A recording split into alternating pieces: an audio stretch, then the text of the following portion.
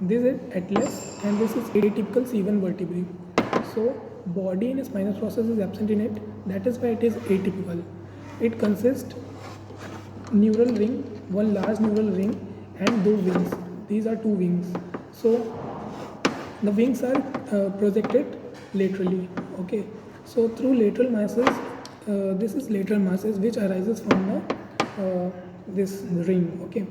So dorsal arc and ventral arc, two arcs are present which joins the both lateral masses, and in the dorsal arc there is a dorsal tubercle, in the ventral arc there is ventral tubercle.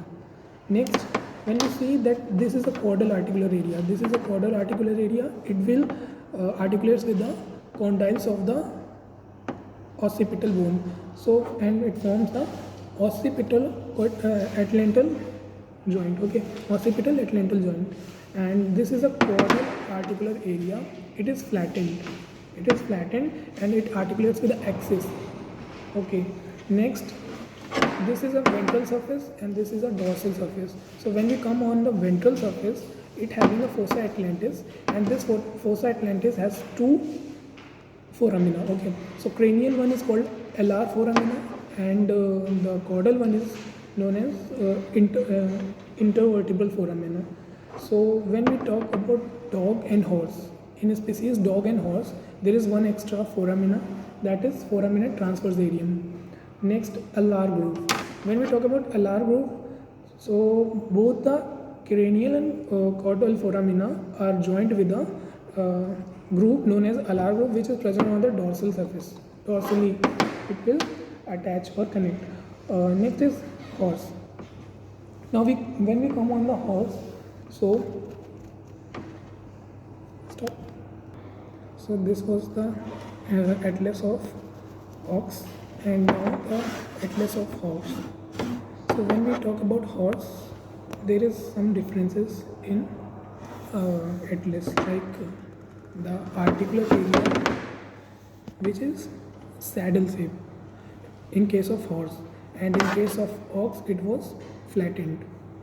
Next, there is one extra foramina present known as the foramen transversarium. Okay, foramen transversarium is present, you can appreciate clearly over here. Okay, foramen transversarium, this. Okay, and next, when we talk about the wings are slope downward and in forward direction. Okay, forward and outward, downward and outward direction. So downward and outward direction slopes are present in a case of horse. Stop. In case of dog, actually it is not the vertebrae of dog, but in case of dog, you can easily see that there is a cranial notch, cranial border having a notch known as a alar notch. So over here, something over here, there will be a alar notch in case of dog.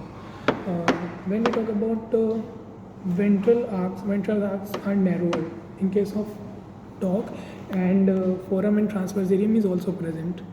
Only two species like horse and dog, both having this foramen transversarium, and wings are horizontal in case of dog. This much is what we have to easily appreciate in case of dog. Start. So when we talk about pig, so in pig there is large tuberosity present. Actually, it is also not the vertebrae of pig, it is of cattle. So in pig there is large tuberosity present, and the foramen transversarium is absent, and wings are horizontal in that. Okay, wings are flattened, sorry, not horizontal. Horizontal in case of dog and flattened in case of pig. Of fowl, it is ring-like bone, and there is one cranial surface. As we know that occipital condyle is single in case of ox, they are monocondylic. So there is one cranial surface area for attachment of or articulation with occipital condyle, and there are three caudal facets for the axis, which is not present in another species, because there are two facets or two articulation facets present in other species, but in case of fowl there is three.